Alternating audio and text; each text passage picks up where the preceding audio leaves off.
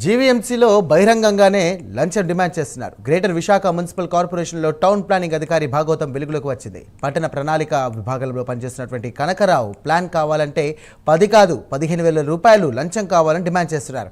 ఇందుకు సంబంధించిన comments social మీడియాలో వైరల్గా మారాయి. లంచం ఇవ్వాలనేది సంతకం పెట్టననే ధోరణితో అవలంబిస్తున్నారు కనకరావు. ఇక అనకాపల్లి జిల్లా మున్సిపాలిటీలో టౌన్ ప్లానింగ్ ఆఫీసర్ కామెంట్స్ చర్చనీయాంశంగా మారింది. అడ్డదారిలో లెక్కలు మార్చి కోట్లు కొల్లగొడుతున్నట్లుగా తనపై ఆరోపణలు వినపడుతున్నాయి.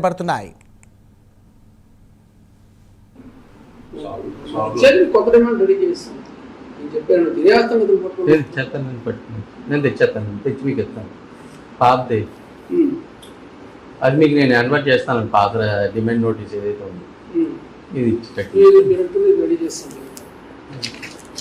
తయారు చేశారా? 23,280 అదే ఉంటుంది. ఎవరు వచ్చినా మీకు అదే మళ్ళీ పెరగదు కదా. ఇంట్లో కూడా బాగా చేస్తారు. ఇంకా అందులో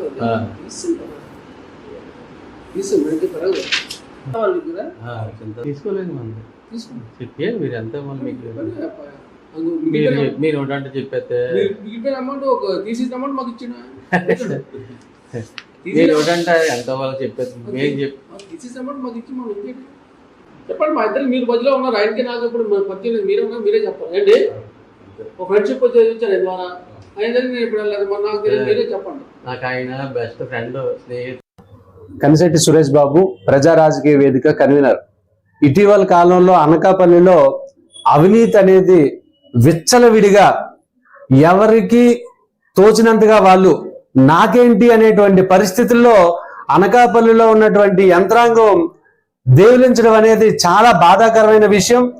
అనకాపల్లిలో ఉన్నటువంటి విలేకరులు ఈ అధికారులు అవినీతి అధికారుల్ని బయటికి లాగుతా ఉన్నారు.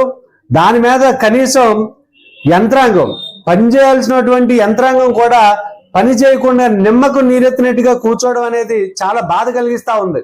ఇటీవల కాలంలో మనం చూస్తే అనకాపల్లి ఎన్టీఆర్ హాస్పిటల్లో జరుగుతున్నటువంటి అవినీతి, ప్రజా సంఘాలుగా మేము అయ్యా ఇక్కడ అవినీతి జరుగుతుంది, ఆపరేషన్ చేయాల్సిన ప్రతి గర్భిణి దగ్గర నుండి కూడా 10,000 రూపాయలు వసూలు చేస్తున్నారని చెప్పి కాగితాలు పట్టుకొని తిరిగినా కానీ అవ్వలేనటువంటి పని మన విలేకరులు చేసినటువంటి ట్రాప్ వల్ల బయటకు వచ్చే ఉద్యోగ తాలూకా ఉద్యోగం పోయినటువంటి పరిస్థితి.